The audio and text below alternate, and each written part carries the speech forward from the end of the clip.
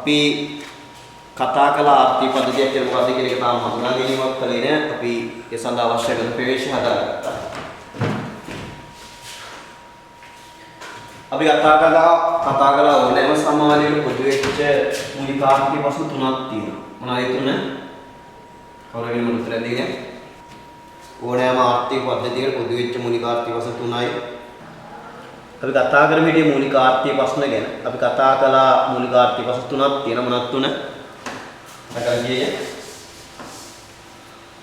මූලික ආර්ථික වස්තු තුනක් තියෙනවා. මොනවද තුන? කුමක් කොපමණ නිපදවන්නේද, කෙසේ නිෂ්පාදනය කරන්නේද, කා සඳහා නිෂ්පාදනය කරන්නේද? කුමක් කොපමණ නිපදවන්නේද, කෙසේ නිපදවන්නේද, කා සඳහා නිපදවන්නේද? අපි සලකනවා ඕනෑම සමාජයක් විසින් කරන්න ඕන තේරීම් කියන. අපි ඉතින් නිර්වචනය කළා කුමක් කොපමණ නිපදවන්නේ. මොකද කුමක් කොපමණ නිපදවන්නේ කියන්නේ? කුමක් කොපමණ නිපදවන්නේද කියලා තීරණය කරන්න කියන්නේ ආර්ථිකයේ සහ සීමිත සම්පත් කවර බාණ්ඩාසීව නිෂ්පාදන අංශ අතර බෙදා වෙන් කරන්න යන තීරණය කිරීම කුමක් කොපමණ නිෂ්පාදනය කරන්න යන්නේ අදහස් වේ. මේක අපි හඳුන්වනවා සම්පත් බෙදා වෙන් කිරීම කියලා ප්‍රශ්නයක් කියලා. ඒ කියන්නේ ආර්ථිකයේ තුල තියෙන සීමිත සම්පත් භාවිතා කරලා මොනවද හදන්නේ සහ කොහොමද හදන්නේ කියලා තීරණය කිරීම අපි කියනවා කුමක් නිෂ්පාදනය කරන්නේද කියලා. කෙසේ නිෂ්පාදනය කරන්නේ? මේක අපි කතා කළා ශිල්පකම තෝරාගෙන පිළිගන්න ප්‍රශ්නයක් කියලා. හරි ශිල්පකමේ තෝරාගෙන පිළිගන්න ප්‍රශ්නයක්. කෙසේ නිෂ්පාදනය කරන්නේ? ආර්ථිකය සහ සීමිත සම්පත් කවර අනුපාතයකට මිශ්‍ර කරන්නේද යන තීරණය කිරීම කෙසේ නිෂ්පාදනය කරන්නේද යන්නේ අදහසේ. ආර්ථිකයේ තියෙන සීමිත සම්පත් කොහොමද මිශ්‍ර කරන්නේ? ඒ කියන්නේ නිෂ්පාදනය සඳහා සම සූක්ෂම ශිල්පකම යොදා ගන්නවාද එහෙම නැත්නම් ප්‍රාග්ධන සූක්ෂම ශිල්පකම යොදා ගන්නද යන තීරණය කිරීම අපි කියනවා කෙසේ නිෂ්පාදනය කරන්නේද යන අදහස් කරනවා කියලා. ඉතින් අපිට අද කතා කරන්නේ කා සඳහා නිෂ්පාදනය කරන්නේ. කා සඳහා නිෂ්පාදනය කරන්නේ. එහෙනම් තමයි ආණ්ඩුව ගාව තියෙන අපි ආණ්ඩුවත් එක්ක පොඩ්ඩක් කතා කරගෙන ආණ්ඩුවේ තියෙන සීමිත සම්පත් ප්‍රමාණය. ඒතර ආණ්ඩුව තීරණය කළා මේ සීමිත සම්පත් භාවිතා කරලා මොනවද හදන්නේ? ආණ්ඩුව තීරණය කළා යට ඇනුම් හදන්න. නේ? යට ඇනුම් හදන්න තීරණය කළා. එහෙනම් ඊට පස්සේ ආණ්ඩුව තීරණය කළා කොහොමද මේක හදන්නේ?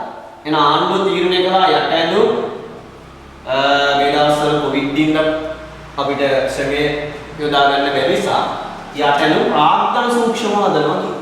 එහෙනම් ප්‍රාග්ධන සූක්ෂම ශිල්පකම යොදා ගන්න. හරි මොකද මේ දවස්වල වැඩිපුර කතා බහක් කරන මාතෘකාවක් නිසා යට ඇඳුම එක කතා කරා යන එක ටිකක් තමයි. මොකද මේ දවස්වල මගේ ප්‍රමුඛ උදාහරණයක් යට ඇඳුම. ඊට පස්සේ එහෙනම් දැන් තීරණය කරන්න ඕන කා සඳහා නිෂ්පාදනය කරන්නේ. හරි එතකොට මෙතන අපි කියන්න පුළුවන් කා සඳහා නිෂ්පාදනය කරන්නේ. එතකොට මේ නිපදවන යට ඇඳුම් කාටද නිපදවන්නේ? කාටද නිපදවන්නේ කියලා තීරණය කරා. ඒතර කියනවා කාටද මේ හදල යට ඇඳුම් නිපදවන්නේ? මං අහන්නේ ඒක වයස් කාණ්ඩණු වෙනස් වෙන්නත් පුළුවන්. දැන් කාටද මේ නිපදවන්නේ කියන එක හරි වයස් කාණ්ඩණු වෙනස් වෙන්නත් පුළුවන්, ප්‍රදේශ අණු වෙනස් වෙන්නත් පුළුවන්, ජාති අණු වෙනස් වෙන්නත් පුළුවන්. ඒ වෙනස් වීමක් වෙන්න පුළුවන්. නමුත් අපි පොදුවේ ගත්තොත් කාටද නිපදවන්නේ? දැන් ඇත්තටම මේ නිපදවන යට ඇඳුම අපි දුමු දේශීය වශයෙන් දැන් ආනයනයේ සීමා කළා යට ඇඳුම ආනයනය කරන්නේ කියන්නේ LC එක තමයි කතා කරලා අපිට ඇති LC නායකතුල ලිපියේ LC එක 100ක් ආන්තිකයක් තියන්න ඕන වුණා. එතකොට යට ඇඳුම් කියන එක සීමා කරලා දේශීය වශයෙන් තියෙන සම්පත් භාවිතා කරලා තීරණය කළා. හරි. දේශීය වශයෙන් තියෙන සම්පත් භාවිතා කරලා තීරණය කළා යට ඇඳුම් හදන්න. එහෙනම් මෙන්න මේ යට ඇඳුම් හදන ඒවා කවුද මිලදී ගන්නේ? කාටද සපයන්නේ? දැන් අතන කවුද මිලදී ගන්න කියන රඳාපවතින මොකක් මතද? කවුද මිලදී ගන්න කියන රඳාපවතින මොකක් මතද? මේ නිපදවල යට ඇඳුම් කවුද මිලදී ගන්නේ? දැන් එහෙම නැත්තම් මම මෙහෙම කියන්නම්. දැන් යට ඇඳුම් කියන ප්‍රශ්න වලට ඔය පිළිබඳ ප්‍රශ්නයක් තියෙනවා නම් මම තව උදාහරණයක් ගන්නම්. අපි වාහන ගෙදර එකක් සීමා කළානේ. දැන් වාහන ආනයනය කරන්නෙත් නෑනේ. ඒතර වාහන ආනයනය කරන්නෙත් නෑ කියන්නේ අපේ රටේ අපි හිතමු වාහන නිෂ්පාදනය කරන්න තීරණය කළා කියලා. එහෙනම් කුමක්ද නිෂ්පාදනය කරන්නේ? වාහන නිෂ්පාදනය කරන්නේ. කෙසේද නිෂ්පාදනය කරන්නේ? ප්‍රාග්ධන සූක්ෂම නිෂ්පාදනය කරනවා. එහෙනම් මේ නිපදවන වාහන කාටද නිපදවන්නේ? එහෙනම් මේ නිපදවන වාහන කවුද අත්පත් කරගන්නේ කියලා තීරණය වෙන්නේ මොකක් මතද? ඔය ආණ්ඩුව විසින් වර්තමානයේ හිටන්නේ රට ඇතුලේ වාහන නිෂ්පාදනය කළා කියලා තියෙන සම්පත් භාවිතා කරලා. එතකොට මේ නිපදවන වාහන කවුරුන් විසින් අත්පත් කරගන්නවාද කියලා තීරණය වෙන්නේ මොකක් මතද? පුද්ගල ආදායම මත. ඔව් පුද්ගලයාගේ ආදායම මත. මෙන්න මේ නිපදවන වාහනේ කවුද මිලදී ගන්න කියලා තීරණය වෙන්නේ. හරි. කවුද මිලදී ගන්න කියලා තීරණය වෙන්නේ පුද්ගලයාගේ ආදායම මත. පුද්ගල ආදායම මත. එහෙනම් මේ කා සඳහා නිපදවන්නේ කවුද මිලදී ගන්න කියන්නේ? පැහැදිලිද? කා සඳහා නිපදවන්නේ කියන්නේ මේ බානේ කවුද මිලදී ගන්න කියන්නේ. එහෙනම් කවුද මිලදී ගන්න කියලා තීරණය වෙන්නේ පුද්ගලයන්ගේ ආදායම මත. එහෙනම් කා සඳහා නිපදවන්නේද කියන එක තීරණය වෙන්නේ පුද්ගලයන්ගේ ආදායම මත. පැහැදිලිද මගේ කතා? කා සඳහා නිපදවන්නේද කියන ප්‍රශ්නේ තීරණය වෙන්නේ පුද්ගලයන්ගේ ආදායම මත. එහෙනම් පුද්ගලයන්ගේ ආදායම මත තමයි කවුද මේ නිපදවන භාණ්ඩ මිලදී ගන්න කියලා තීරණය කරන්නේ. පැහැදිලිද? හරි. එහෙනම් අපි නිර්වචනය කරනවා තමයි කා සඳහා නිපදවන්නේද කියන්නේ ආර්ථිකයේ නිපදවන භාණ්ඩ එරට පුද්ගලයන් අතර බෙදී යන්නේ කොහොමද? එතකොට එරට පුද්ගලයන් අතර බෙදී යන ආකාරය තීරණය වෙන්නේ පුද්ගලයන් අතර ආදායම් බෙදලා ගිලා තියෙන ආකාරය මත. එහෙනම් මේ ප්‍රශ්නේ ඇත්තටම ආදායම් ව්‍යාප්තිය පිළිබඳ ප්‍රශ්නයක්. ආදායම් බෙදී යාම පිළිබඳ ප්‍රශ්නයක් නෙවෙයි. ආදායම් ව්‍යාප්තිය නැත්නම් බෙදී යාම පිළිබඳ ප්‍රශ්නයක් කියලා අපි මේ හඳුනා ගන්නවා. එහෙනම් කා සඳහා නිපදවන්නේද කියන ප්‍රශ්නේ අපි හඳුනා ගන්නවා ආදායම් ව්‍යාප්තිය පිළිබඳ ප්‍රශ්නයක්. එහෙනම් අපි නිර්වචනය කරනවා කා සඳහා නිපදවන්නේද කියන්නේ ආර්ථිකයේ සමස්ත ආදායම. ළමයි අපි පසු කාලේ මේ කතා කරමු රටක ආදායම සමානයි රට ළමයි ඒ රටේ නිෂ්පාදනය. මෙහෙම උනේ කොහොමද කියලා පස්සේ කතා කරමු. හරි රටක නිෂ්පාදනය සමානයි ඒ රටේ ආදායම. එහෙනම් මෙන්න මේ නිෂ්පාදනයේ විදියන ආකාරයට අදාපවතිනවා ආදායම් විදියන ආකාරයට. පැහැදිලිද?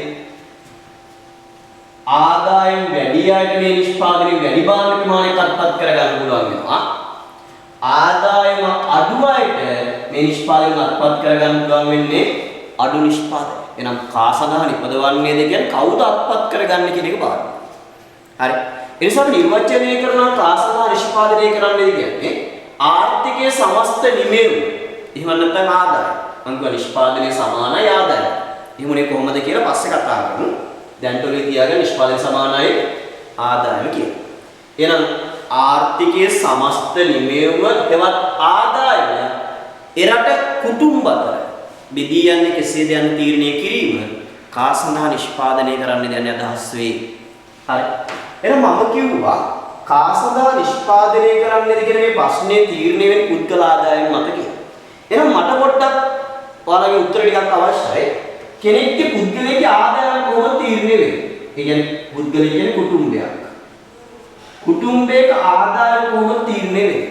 කියන්න බලන්න මොන වගේ කාරණා මතද අපේ ගෙවල් වල ආදායම් තීරණය වෙන්නේ? මොන වගේ කාරණා මතද මේ ආදායම් ව්‍යාප්ති විෂමතා පුද්ගලයන් අතර නිර්මාණය වෙලා තියෙන්නේ? කියන්න බෑ. ඔව් රැකියාවත. සේවා නියුක්තිය මත හරි. රැකියාව සේවා නියුක්තිය වටින උත්තර ටික ඔක්කොම දෙන්න ඕන. ඊට පස්සේ ගලපලා කියන්න. නෑ මම බැලුවා දරුපල මත කියන මම එහෙම දැක්කේ. දීපල මත. හරි දීපල මත. Tamanට උරුමයෙන් ලැබිලා තියෙන දීපල මත. හරිද මම? Tamanට උරුමයෙන් ලැබිලා තියෙන දීපල. තව වියදම් මත කොහොමද ආදායම තීරණය වෙන්නේ? Taman ගෙදර ලැබෙන ආදායම කොහොමද වියදම් මත තීරණය වෙන්නේ? නෑ වියදම අදාළ නෑ. ඔව්. නිෂ්පාදන සාධක වල හිමිකාරය. මම මේ ප්‍රශ්නෙට භූමිය, ශ්‍රමය, ප්‍රාග්ධනය හා ව්‍යවසායකත්වය කියන මෙන්න මේ නිෂ්පාදන සාධක හතරේ අයිතිකාරයන් කවුද ළමයි? අයිතිකාරයන් කුටුම්බද නැත්නම් ව්‍යාපාර? භූමියේ ශ්‍රමයේ ප්‍රාග්ධනය සහ ව්‍යවසායකත්වයේ නිෂ්පාදන සාධක හතරේ අයිතිකාරයන් කුටුම්බද එහෙම නැත්නම් ව්‍යාපාරිකයෝ? කුටුම්බ. ඔව් මේවා අයිති අපිට. හරි. බලන්න අපි ගාව තියෙන දේවල් නෙමෙයි අපි අනිත් අය කුලියට දෙන්නේ. අපි ගාව තියෙන දේ. අපි ගාව තියෙන ශ්‍රමය නෙමෙයි අපි ගිහිල්ලා වෙනත් තැනක සපයන්නේ. අපි ගාව තියෙන ගොඩනැගිල්ලක් නෙමෙයි වෙනත් කෙනෙක්ට දීලා අපි සල්ලි හොයාගන්න.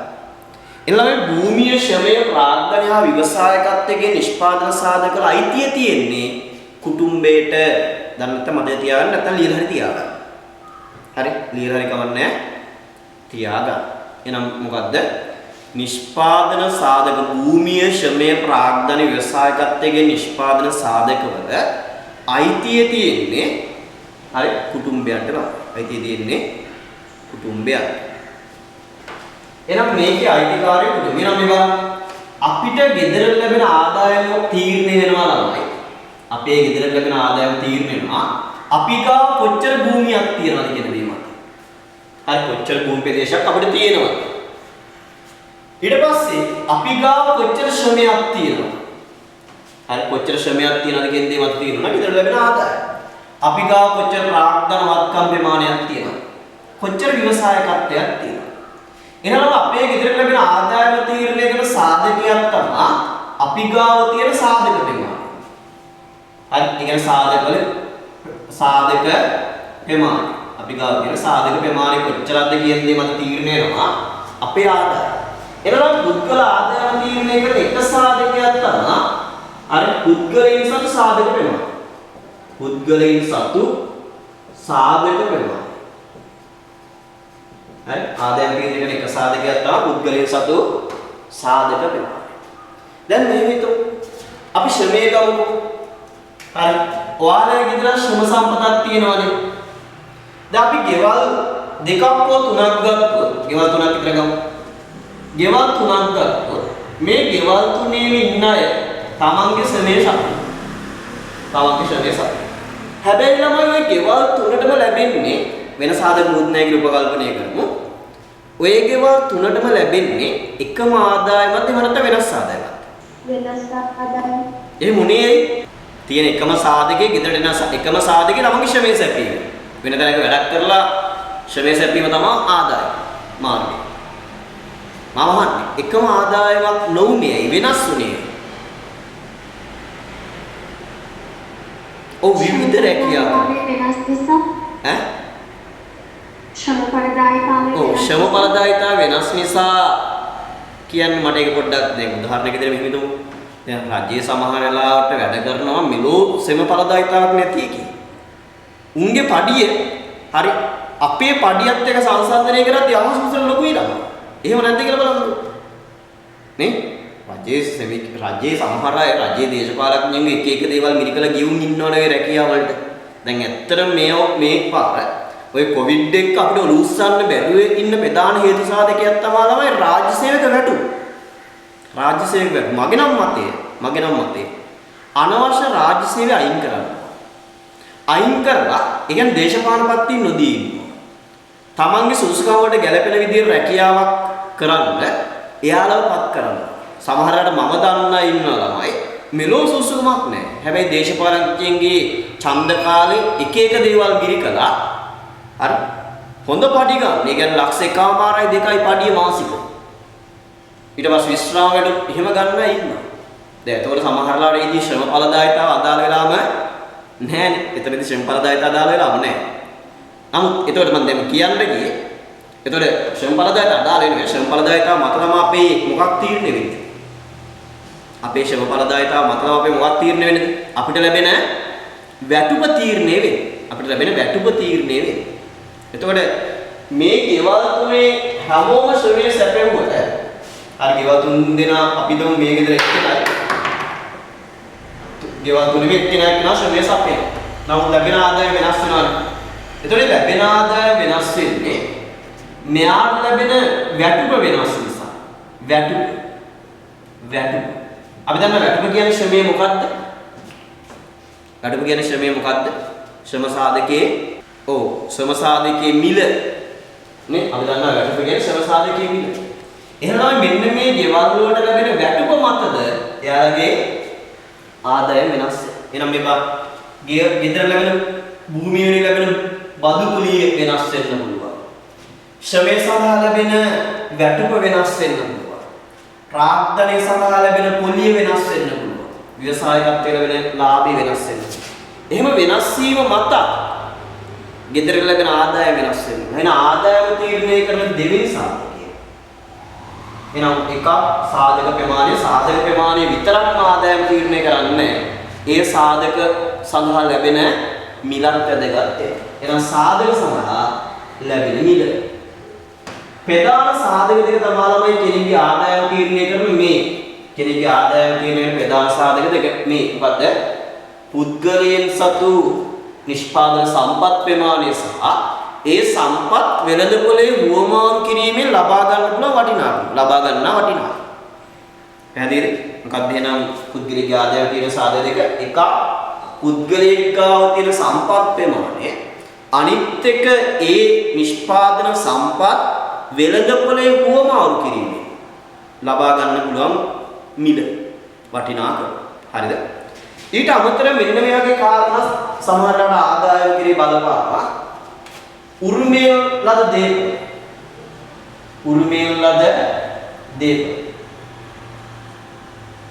හරි. උරුමයෙන් ලද දේපල. දැන් ඇත්තටම ගොඩක් අයට ළම අපි සාමාන්‍ය ගොඩක් මම හිතලා දියුණු වෙච්ච මිනිස්සු දිහා බලද්දී උරුමයෙන් ලැබිච්ච දේපල වල නැති තමයි. බොහෝ අයට උරුමයෙන් ලැබෙනවා. හරි. ප්‍රධාන වශයෙන් උරුමයෙන් ලැබෙනවා මොනවාද උරුමයෙන් ලැබෙන්නේ? එකක් තමයි උරුමයෙන් ලැබෙනවා නම වාසනාවක් වෙනවා.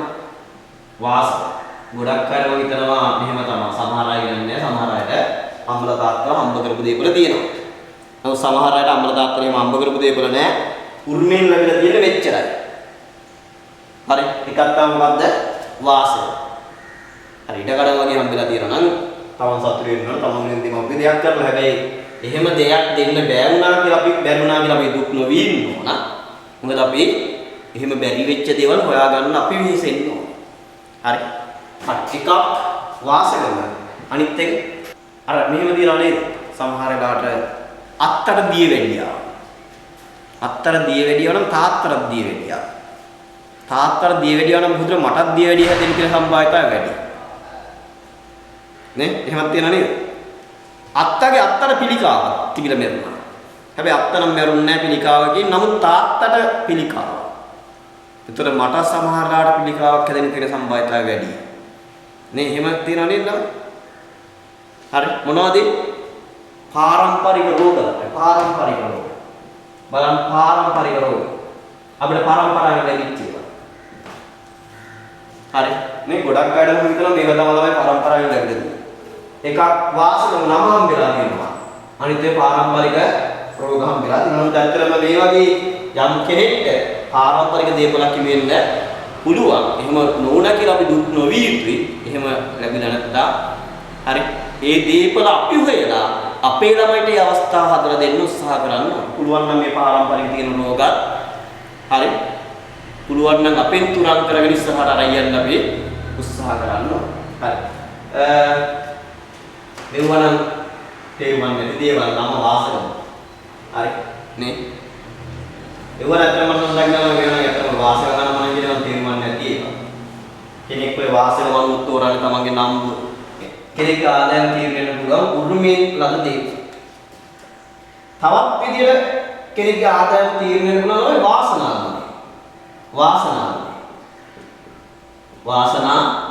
ගුණය.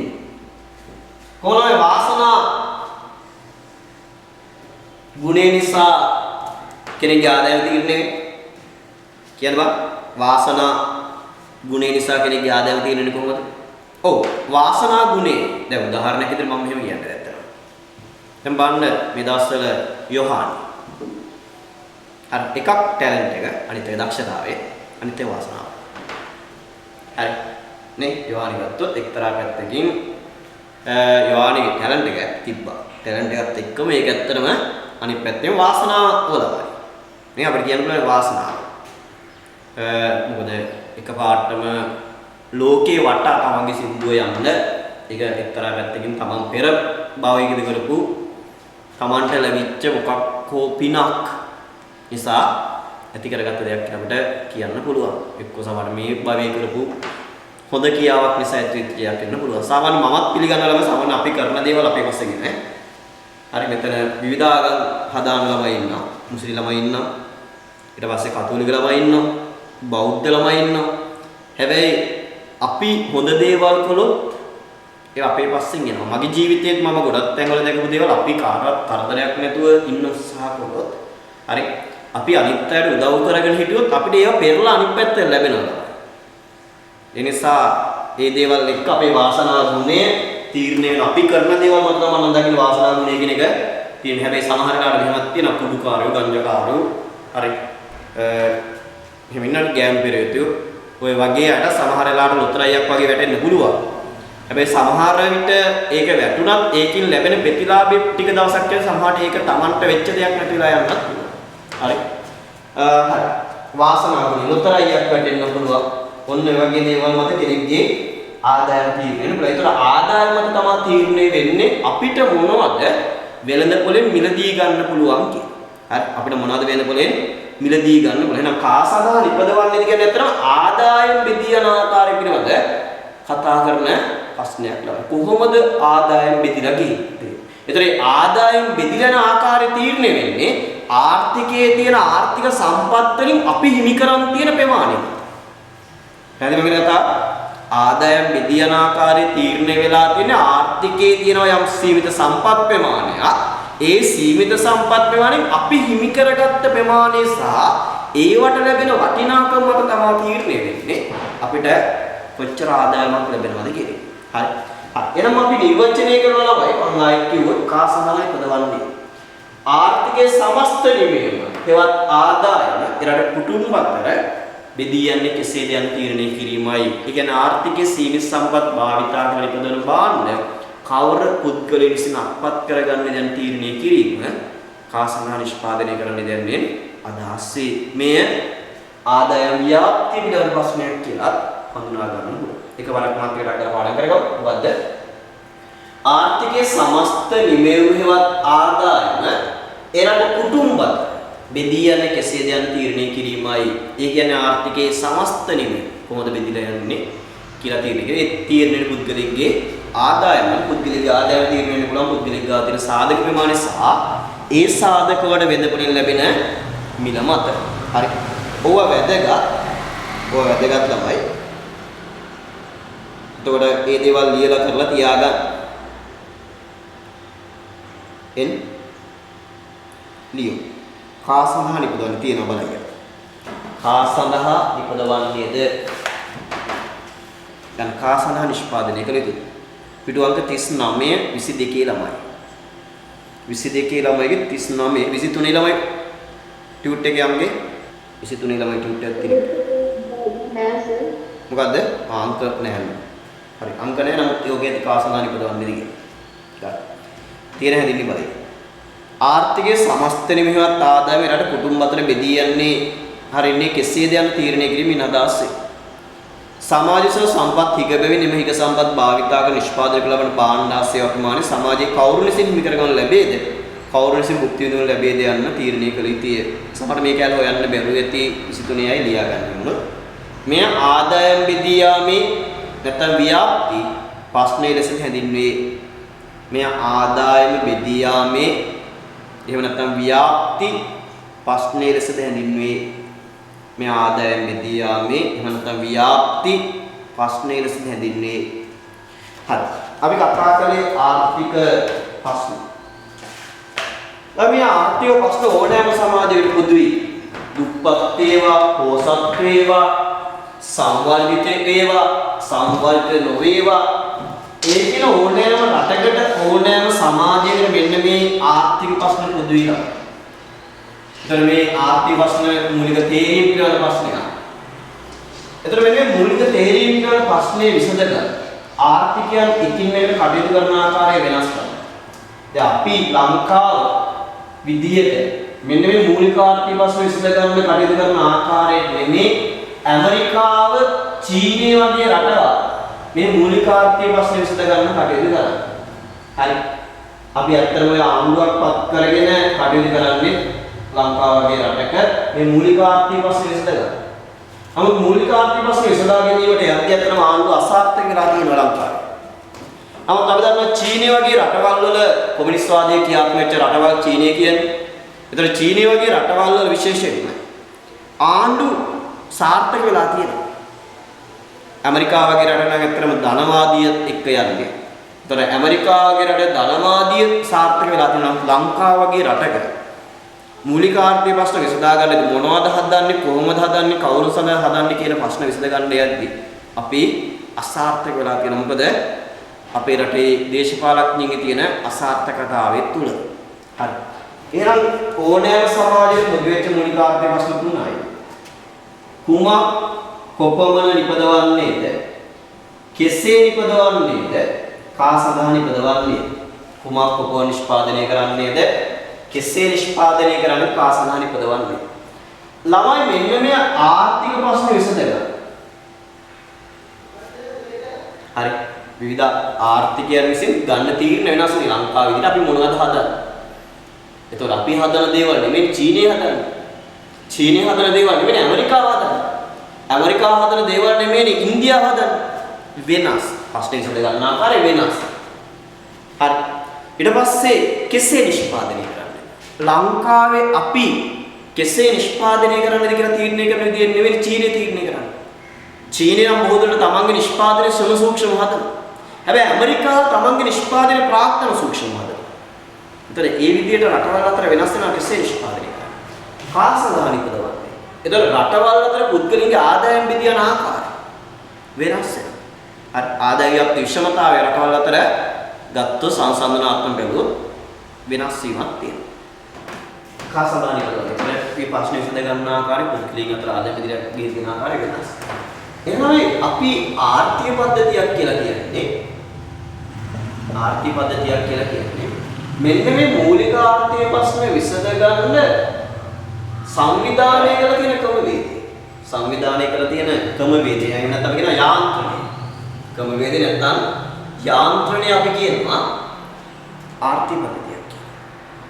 හැබැයි මේ යාන්ත්‍රණය කවුද නිර්මාණය කළේ? දැන් උදාහරණයක් දෙන්න ලංකාවේ මොනවද හදන්නේ? කොහොමද හදන්නේ? කවුද හදන්නේ? කියලා තීරණය කරද්දී මේවා දැන් ලංකාව විදියට අපි ගාව තියෙන සීමිත සම්පත් භාවිත කරලා අපි මොනවද අපනයනය කරන්න කියලා තීරණය කරලා තියෙනවා.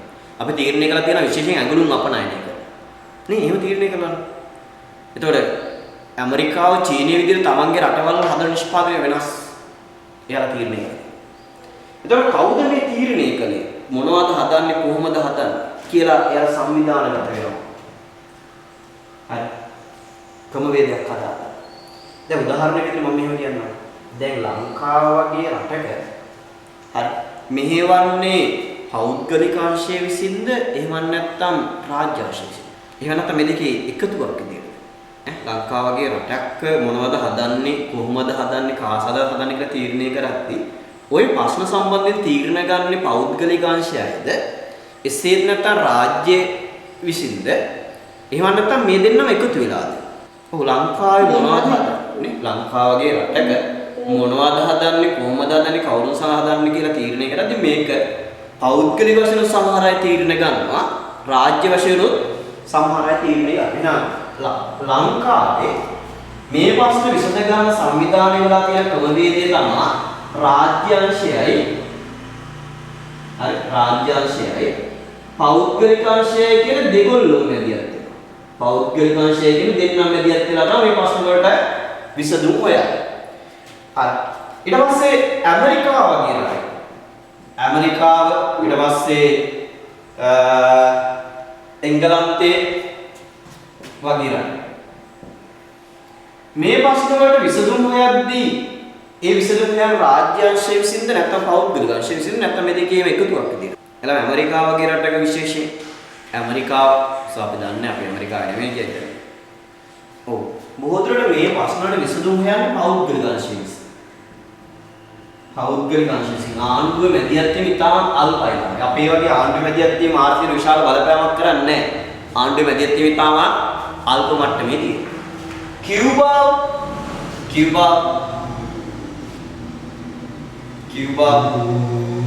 කියුබා ඉන්දියා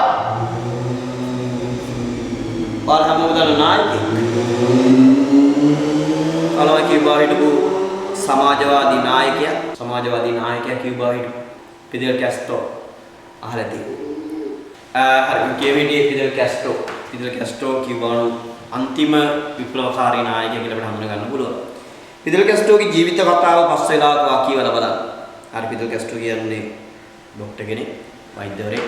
ඉතින් ෆිදෙල් කැස්ට්‍රෝගේ ජීවිත කතාව ගත්තොත් අතරම කොතෙන්දරට හු සමාජවාදීද කියලා අපිට හඳුනා ගන්න පුළුවන්. දැන් උදාහරණයක් විදිහට ලංකාවේ සමාජවාදී පක්ෂයක් තියෙනවා. දැන් මම මෙහෙම ලංකාවේ සමාජවාදී නිරූපණය කරන පක්ෂය මොකක්ද? ලංකාවේ සමාජවාදී නිරූපණය කරන පක්ෂය ජීවි. ලංකාවේ ධනවාදී නිරූපණය කරන පක්ෂය මොකක්ද? ලංකාවේ ධනවාදී නිරූපණය කරන පක්ෂය UMP. ඔයලා දන්නවා. හරි. ලංකාවේ සමාජවාදී නිරූපණය කරන පක්ෂය සමාජවාදී පක්ෂය විදිහට අපි හඳුනගන්නේ JVP. නමුත් ඇත්තට JVP දර්ශනය ඇතුලේ කොතෙන්දර සමාජවාදී දර්ශනය තියෙනවද කියන එක පිළිබඳ ප්‍රශ්නයක් තියෙනවා. සමාජවාදී පියා කවුද? හිට්ලර් නෙමෙයි. හිට්ලර් ලෙනින් වගේ ගත්තොත් මේ පසුව ඒ කියන්නේ හිට්ලර් ලෙනින්ලා අතන සමාජවාදී පෝෂණය කරන්න දායකච්ච අය තමයි. හරි. නමුත් හිට්ලර් ලෙනින්ලා එක්ක සම්බන්ධව තමයි අතන මෙයා සමාජවාදීය නිර්මාණය කළේ. නමුත් ඒකට ප්‍රධාන කුරුකත්වයේ ගත්තේ ප්‍රධාන කාර්යභාරය ගත්තේ ප්‍රමුඛත්වයේ ගත්තේ හිට්ලර් ලෙනින් නෙමෙයි ළමයි. Karl Marx. අපි හඳුනගන්න සමාජවාදී පියා කාල් මාක්ස්. හැබැයි කාල් මාක්ස් කියන්නේ ආර්ථික විද්‍යාඥයෙක් නෙමෙයි. ගොඩක් අය තුල වැරද්දක් මතයක් තියෙනවා මේ කාල් මාක්ස් කියන්නේ ආර්ථික විද්‍යාඥයෙක් කියලා. නෑ කාල් මාක්ස් කියන්නේ ආර්ථික විද්‍යාඥයෙක් නෙමෙයි. කාල් මාක්ස් කියන්නේ සමාජවාදී පියා. ඒ කියන්නේ සමාජවාදී දර්ශනය එලි දක්වන්න කටයුතු කරපු කෙනෙක් තමයි කාල් මාක්ස්. ඒතර කාල් මාක්ස් එක්කම තමයි ලෙනින් හරි ලා බිහි වෙන්නේ කාල් මාක්ස් එක්ක. ඒතර කාල් මාක්ස් තමයි සමාජවාදී පියා. ඒතර ධනවාදී මූලාරම්භය කොතනද? ධනවාදී මූලාරම්භය තමයි ළමයි ඇඩම් ස්මිත්. ඇඩම් ස්මිත් තමයි ධනවාදී මූලාරම්භය නිර්මාණය කරන්නේ.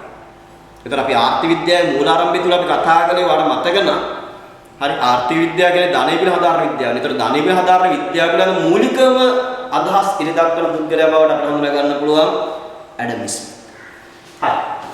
ඔයගේ මේ සාමාන්‍ය ධර්මයට දැනගන්න ඕන දේවල් අපිට විෂයත් එක්කම සම්බන්ධ නැහැ. ඔයගෙන් අහන්නේ සමාජවාදී පියා කවුද කියලා. ලෙනින්ලා ගැන අහන්නේ මේකේ. හරි. පස්වා සමාජවාදී පියා කාල් මාක්ස් ගැන කතා කරලා පොඩ්ඩක් කියවලා බලන්න.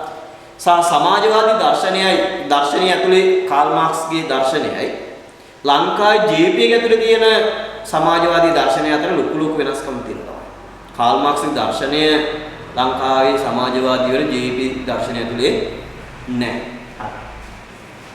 එතකොට ළමයි ලංකාවේ සමාජවාදී හරි JVP ධනවාදී හරි UMP දෙකටම එකතු වෙච්ච මිශ්‍ර වශයෙන් යන පක්ෂේ.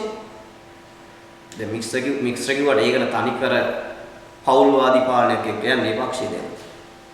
ඔව් පොදු ජන පෙරමුණට වඩා උක සමාජවාදී දර්ශනයත් එක්ක ක්‍රියාත්මක වෙච්ච පක්ෂේ නිදහස් පක්ෂය. අතින් ආපු පක්ෂය. හරි නිදහස් පක්ෂය ඊට පස්සේ බුලත් කොරේ ඊට පස්සේ පුටුවෙන් ආපු ඒ පක්ෂය තමයි සමාජවාදී දර්ශනය ක්‍රියාත්මක වෙච්ච මේ දෙකම එකතුවක් විදිහට ක්‍රියාත්මක වුණා. හරිනේ? හරි. එහෙනම් මම ඇහුවේ කියුබා.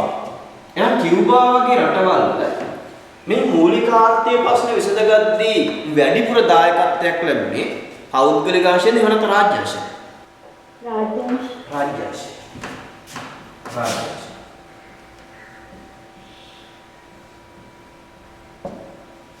හරි. ඒ වගේම ලංකාව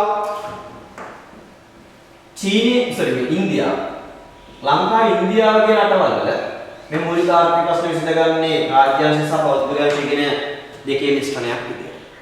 ඒතකොට තමයි කවුද තීරණය කළේ මේ මූලික ආර්ථික ප්‍රශ්න විසඳගන්න මොනවද හදන්නේ කොහොමද හදන්නේ කවුරුසලා හදන්නේ කියලා තීරණය කරද්දී ලංකාව වගේ රටක රාජ්‍ය ආශය පෞද්ගලික ආශය කියන දෙකොල්ලම මැදිහත් කරලා මේක විසඳගන්න ඕනේ කියලා කවුද තීරණය කළේ? කවුද මේ යාන්ත්‍රණය හැදුවේ? මේ ක්‍රමවේදය හැදුවේ කවුද? මේ රටේ මිනිස්සු. එහෙනම් මේ රටේ විනාශ කරපු පුද්ගලයෝ මේ රටේ මිනිස්සු නම. මේ යාන්ත්‍රණයේ වැරද්දක් තියෙනවා තමයි ලංකාවේ. ලංකාවට මේ යාන්ත්‍රණය ගැලපෙන්නේ. හරි. ලංකාවේ මේ රාජ්‍යාංශය පෞද්ගලිකාංශය එකතු වෙලා කරන මේ වැඩේ ගැලපෙන්නේ නැහැ. මේක හරියන්නේ. අපි සිස්ටම් එක වෙනස් කරනවා. ඒක කියන්නේ සිස්ටම් එක වෙනස් කරනවා. මේ ඔය වචනේ මම හිතනවා හොඳට අහලා තියෙනවා. සිස්ටම් එක වෙනස් කරනවා. මේ රට සංවර්ධනය කරන්න නම් කළ යුතු හොඳම දේ මේ රටේ සිස්ටම් එක වෙනස් කරනවා. ඒතර මොකද්ද මේ සිස්ටම් එක? මේ තියෙන ක්‍රමවේදය. හරි මෙන්න මේ ක්‍රමවේදය වෙනස් කරන්න ඕනදලු අපි මේ රට සංවර්ධනය කරන්න. ඇත්තටම මේ රට රාජ්‍යාංශය කරන දෙයක් නෙවෙයි. මේ රට තනිකරම දුවන්නේ පෞද්ගලික වශයෙන්. ඒ කියන්නේ තනිකරම ගත්තොත් ඇත්තටම රාජ්‍යාංශය මේ රටේ බල්ලට ගිය තැනක් තියෙනවා. ඒතකොට මේ රට ඇත්තටම ධනවාදයත් එක්ක දුවන රටක්. ඒතකොට රජය කරන්නේ ධනවාදයත් එක්ක දුවන රටට හරි හොයලා බලන්න මම මේ කියන්නේ බොරුද කියලා. ලංකාව ගත්තොත් ඒ ධනවාදයත් එක්ක දුවන රටට රජය කරන්නේ රජය මැදිහත් වෙලා ඒ ගමන අඩාල කරන එක කරන්නේ. හැබැයි මේකේ රජය ඉවත් වුණා නම් රජයේ පාසුකම් සපයන්නේ විතරක් වුණා නම් රජයේ තීරණ ගැනීමේ ක්‍රියාවලින් ඉවත් වුණා නම් හරි රජයේ කළ යුත්තේ පාසුකම් සපයන එක විතරයි. එහෙම කරලා රජයේ තීරණ ගැනීමේ ක්‍රියාවලින් ඉවත් වෙනවා. ඉවත් වුණා නම් මෙරට සංවර්ධනය කරන්න පුළුවන්. ඒ වුණොත් මෙරට නෝර්වේ බවට පත් කරන්න පුළුවන්. නෝර්වේ ජර්මනිය ප්‍රංශය මෙන්න මේ වගේ රටවල් වලට ලංකාවපත් කරන්න පුළුවන්. නෝර්වේ ජර්මනිය ප්‍රංශය වගේ රටවල් වල ක්‍රියාත්මක වෙන ළමයි රජේ ඉන්නව නැත්තේ නෑ. රජේ ඉන්නවා. රජයේ ජනතාව වෙනුවෙන් විශාල කාර්යභාරයක් කරනවා. ජනතාව වෙනුවෙන් විශාල කාර්යභාරයක් කරනවා. විශේෂයෙන්ම ජනතාවගේ සිවිල් ආර්ථික දේශපාලන සමාජ හා සංස්කෘතික මොනවද කියනවා? සිවිල් ආර්ථික දේශපාලන සමාජ හා සංස්කෘතික සිවිල් ආර්ථික දේශපාලන සමාජ හා සංස්කෘතික හරි සිවිල් ආර්ථික දේශපාලන සමාජ හා සංස්කෘතික කියන මූලික අයිතිවාසිකම් පද්ධති ආරක්ෂා කරන රජයේ විශාල කාර්යභාරයක්. හැබැයි මේ ප්‍රශ්න විසඳගන්නේ ඒ ආර්ථිකේ මොනවද හදන්නේ කවුද හදන්නේ කෙසේද හදන්නේ කියලා තීරණය කරන්නේ පෞද්ගලික විෂය. ඒක තමයි කොහොමද වෙනස් කරන්න කියන එක ප්‍රශ්නයක් තියෙනවා. හැබැයි මේක වෙනස් කරන්න ජනතාව වෙන්න ඕනේ නේද? ඒ කියන්නේ ජනතාවර වහල්වාදී මිදෙන්න. හරිද? මට වාහන ප්‍රශ්නෙට උත්තර දෙන්න එක මට වෙලා යනවා. මේක වෙනස් කරන්න ඇත්තටම ජනතාව වහල්වාදී මිදෙන්න ඕන. වහල්වාදී. පක්ෂ බෙදාගෙන ඉන්න එකෙන් අයින් වෙන්න. අයින් වෙලා ජනතාව ස්වාධීනව නැගී ජනතාව ස්වාධීන නැගීසෙල්ලා අපිට ඕන ක්‍රමවේදයේ ජනතාව විසින් තීරණය කරනවා. මොකද මේ ක්‍රමවේදය තීරණය කරන්නේ ජනතාව. නැතු වෙන කවුරුත් නෙවෙයි. මේ ක්‍රමවේදය තීරණය කරන්නේ ජනතාව විසින්. ආර්ථික පද්ධතියක් තීරණය කරන්නේ ජනතාව විසින්. ඒතරේ ජනතාවට නැගිටලා එන්න පුළුවන් වුණොත් අපිට මේ ප්‍රශ්න විසඳ ගන්න පුළුවන් සර්. පුළුවන් නේද? රජේ නැතුණු ජනතාවට පීඩාවටපත් වෙනානේ. මේ බලන්න ඒක තමයි කිව්වේ. ලංකාව නෝවේ කරන්න පුළුවන් නෝවගේ රටක හරි ආණ්ඩුව ඉන්නවා. ආණ්ඩුව ඉන්නනම් ආණ්ඩුව හිටියට ආණ්ඩුව කරන්නේ ජනතාවගෙන් මුල් කාර්යභාරයක් කරන එක. ජනතාව සිවිල් මම ඒක තමයි පැහැදිලි කරන්න කිව්වේ. ජනතාව සිවිල් ආර්ථික දේශපාලන සමාජ සංස්කෘතික. දාගන්න කැලිපා මොනවා කැලිපා සිවිල් ආර්ථික දේශපාලන සමාජ සංස්කෘතික.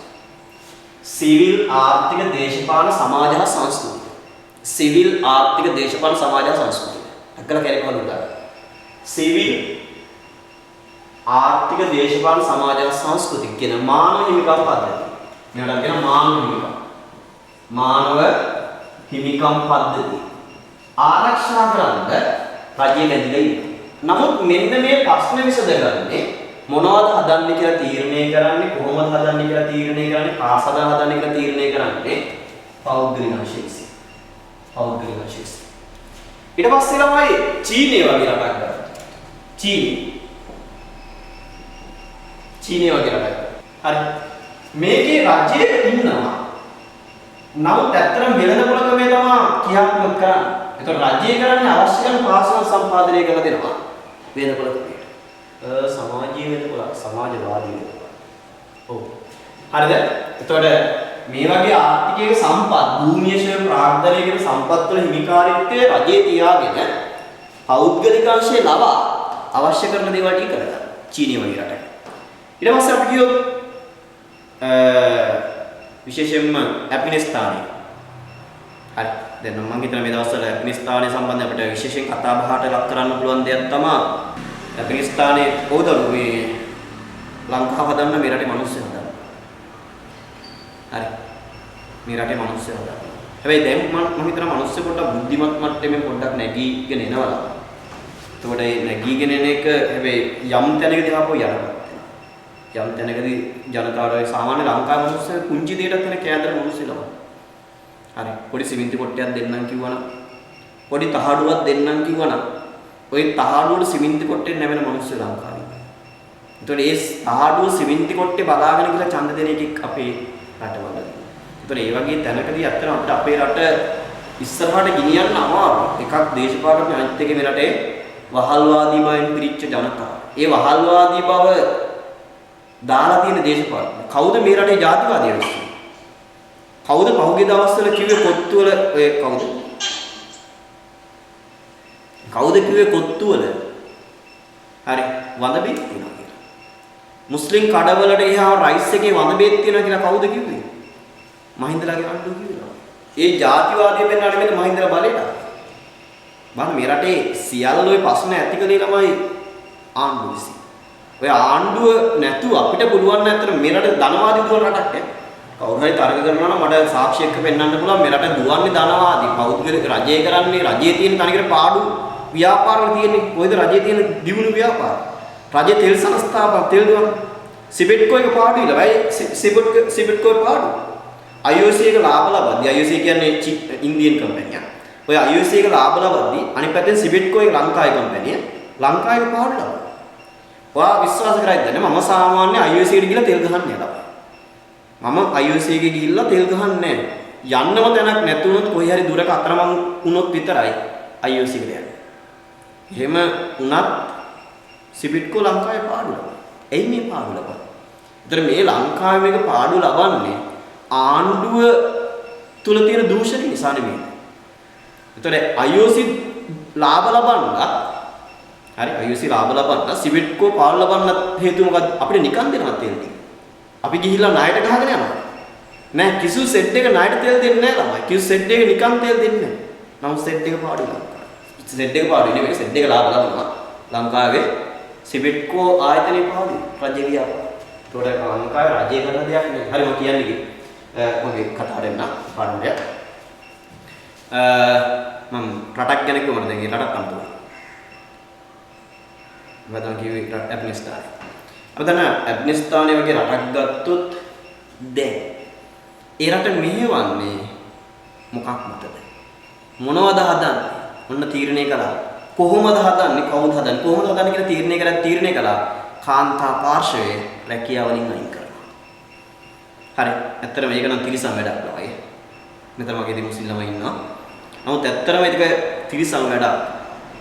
කෙනෙක්ට හිතීමේ අයිතිය වැඩක් කරන් තියෙන අයිතිය නිදහස කැප් අයින් කරනවා කියන්නේ ඒක මම දකිනවා මුස්ලිම් අයගේ ඒ තුල තියෙන තිරිසන් වැඩක්. ඒතකොට මේ කාන්තාව දෙන්නම ළමයි හදන ෆැක්ටරියක් විතරයි ළමයි. හරි. ළමයි හදන ෆැක්ටරියක් බවට පත් කරගෙන අවුරුදු 12 වෙනකම් විතරයි ඉගෙන ගන්න දෙන්නේ. 12න් පස්සේ ඉගෙන ගන්න දෙන්නෙත් නැහැ. ඇෆ්ගනිස්තානේ හරි මම කිය ලංකාවේ නෙමෙයි ඇෆ්ගනිස්තානේ. ඔය තත්ත්වෙ මේ වෙද්දී ඇෆ්ගනිස්තානේ පත් වෙලා තියෙනවා. හැබැයි පැන ගන්න පුළුවන් වෙච්ච සමහර අය පැනගත්ත උතන මම දැක්කම මේ ලස්සන ෆොටෝ එකක් තිබ්බා මේ ඔයාලා දකින්නේ සමහර වෙලාවට මේ ඇෆ්ගනිස්තානයෙන් පැනගත්ත පවුලක පොඩි ගෑනු ළමෙක්.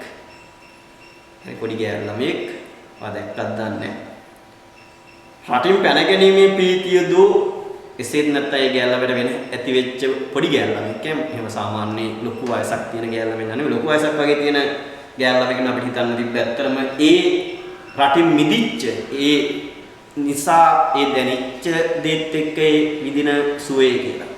හරි මොකද මම හිතනවා සමහර පවුල්වල මුස්ලිම් ගෑල්ල ළමයි හිර වෙලා ඉන්නේ. පිරිමින්ට යටත් වෙලා ඉන්නේ.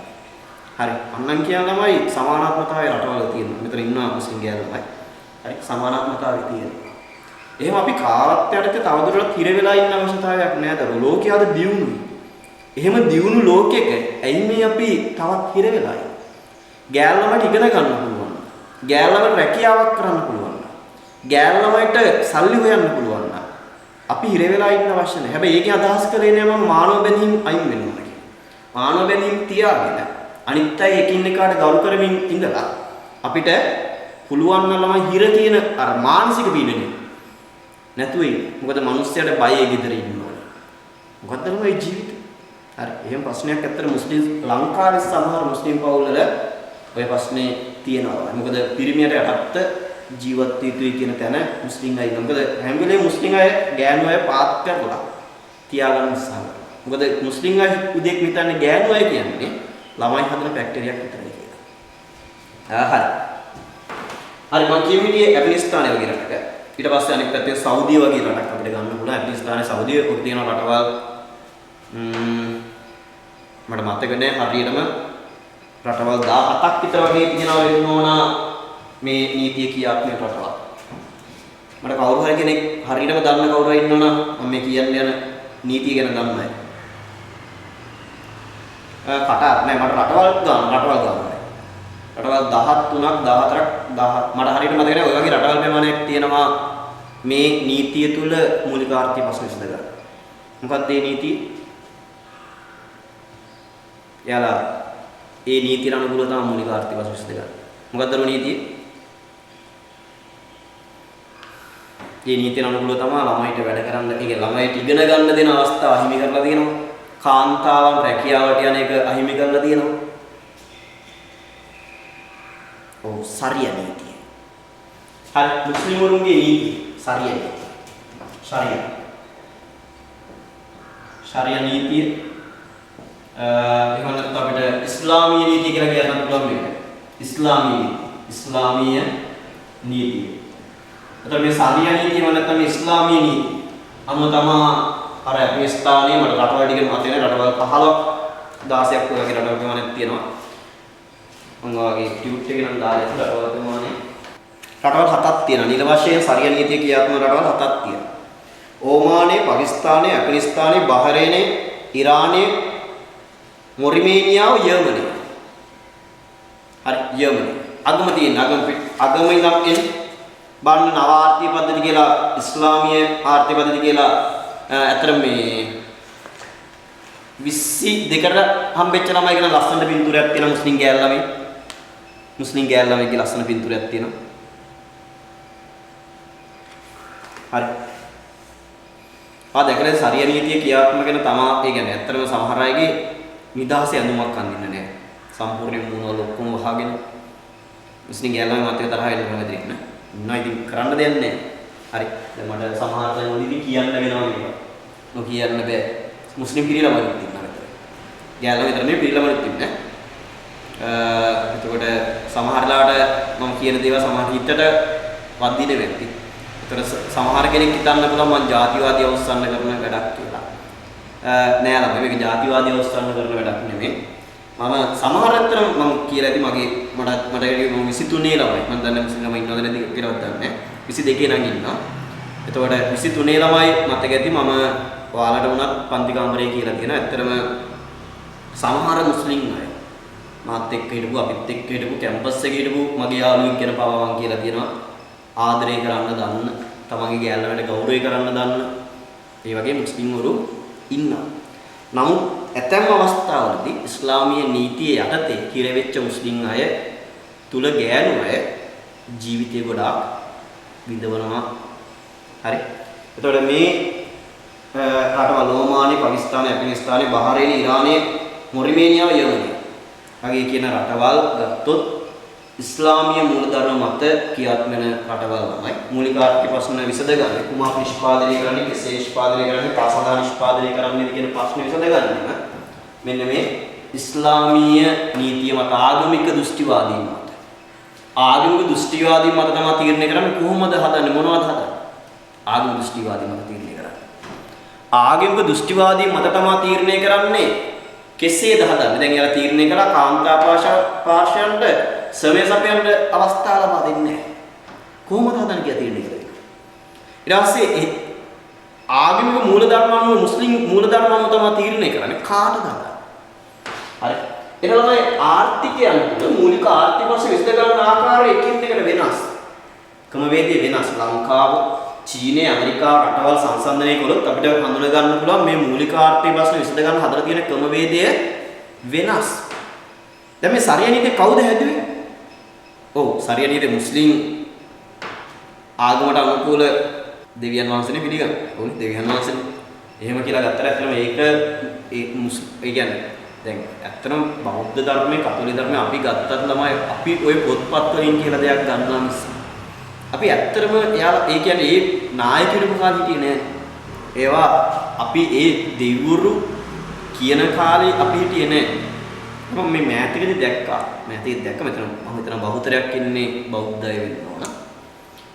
කවුරු හරි හාමුදුරුවෙක් කියනවා මේ දැන් අපි අර ඔක්කොම පන්සලේ වැඩි වුණාට පස්සේ හාමුදුරුවන්ට නේ කියන්නේ බුදුහාමුදුරන් නිකන් පින් දෙනා වගේ මේ ගාතාවක්.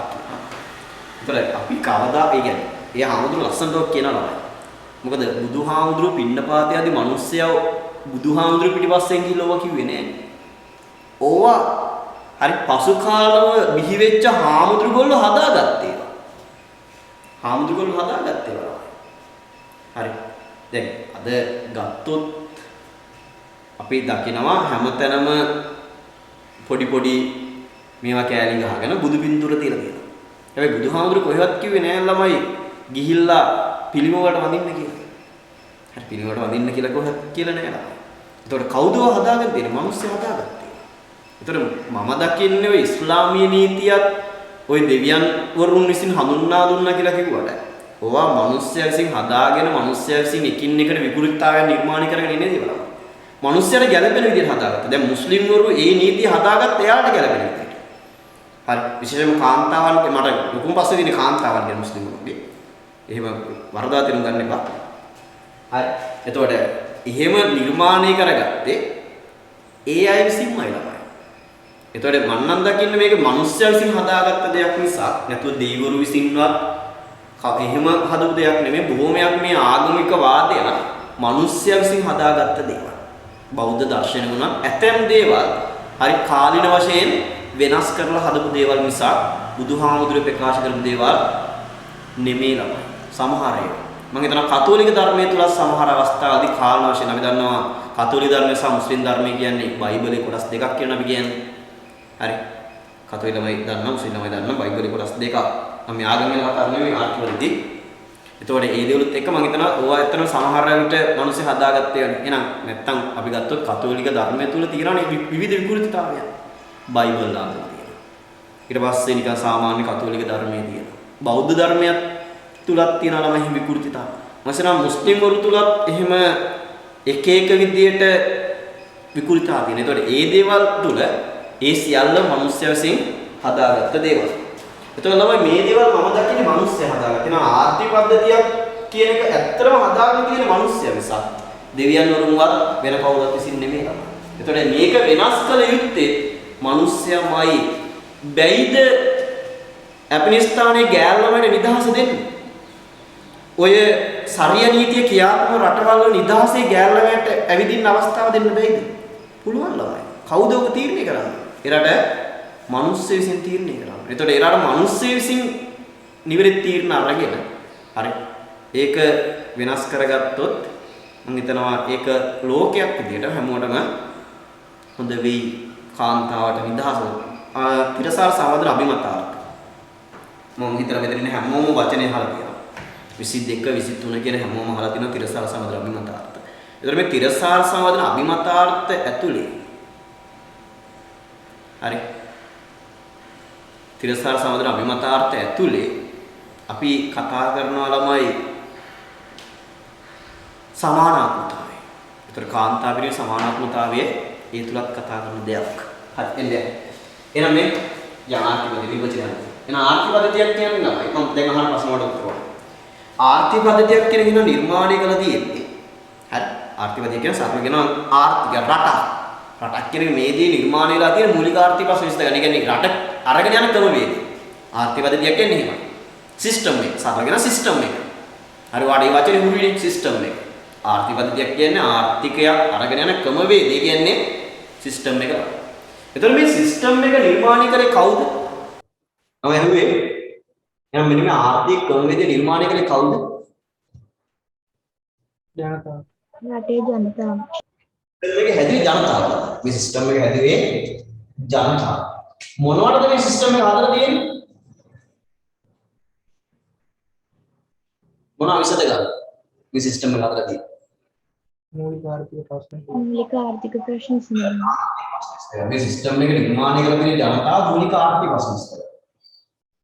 එහෙනම් ආර්ථික පද්ධතියක් කියලා අපි කියනවා මූලික ආර්ථික ප්‍රශ්න විසඳා ගැනීම සඳහා මිනිසා විසින් නිර්මාණය කළ යාන්ත්‍රණය සිස්ටම් එක ක්‍රමවේදය. ආර්ථික පද්ධතියක් නම් වේ. පැහැදිලිද? මොකද ආර්ථික පද්ධතියක් කියන්නේ මූලික ආර්ථික ප්‍රශ්න විසඳා ගැනීම සඳහා මිනිසා විසින් නිර්මාණය කළ යාන්ත්‍රණය ආර්ථික පද්ධතියක් නම් වේ. යාන්ත්‍රණය එහෙම නැත්නම් කියනවා ආයතනික හා සමාජීය වැඩපිළිවෙල. ආයතනික හා සමාජීය වැඩපිළිවෙල ආර්ථික පද්ධතියක් නම් වේ. දාගන්න ගලවලු මොකද ආර්ථික පද්ධතියක් කියන්නේ මූලික ආර්ථික ප්‍රශ්න විසඳා ගැනීම සඳහා මිනිසා විසින් නිර්මාණය කළ යාන්ත්‍රණය ආර්ථික පද්ධතියක් කියලා හඳුනා ගන්න පුළුවන්. හරි. නැත්නම් අපි කියනවා ආයතනික හා සමාජීය වැඩපිළිවෙල. හරි ආයතනික හා සමාජීය වැඩපිළිවෙල ආර්ථික පද්ධතියක් නම් වේ. දා.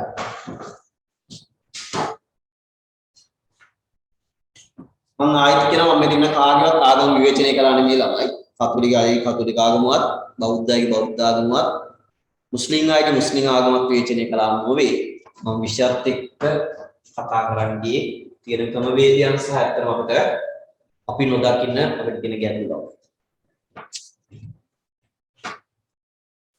හරි. ගන්න.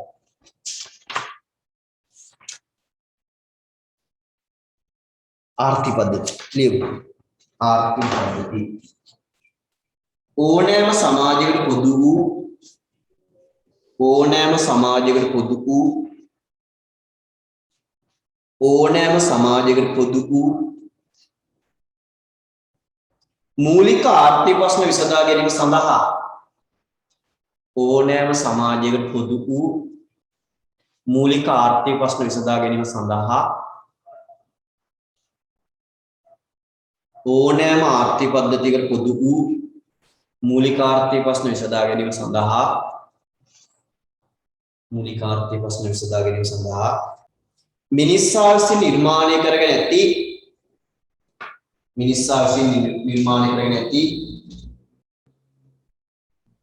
ආයතනික හා සමාජීය වැඩපිළිවෙලයි මිනිසා විසින් නිර්මාණය කරගෙන ඇති ආයතනික හා සමාජීය වැඩපිළිවෙලයි මිනිසා විසින් නිර්මාණය කරගෙන ඇති ආයතනික හා සමාජීය වැඩපිළිවෙලයි මිනිසා විසින් නිර්මාණය කරගෙන ඇති ආයතනික හා සමාජීය වැඩපිළිවෙලයි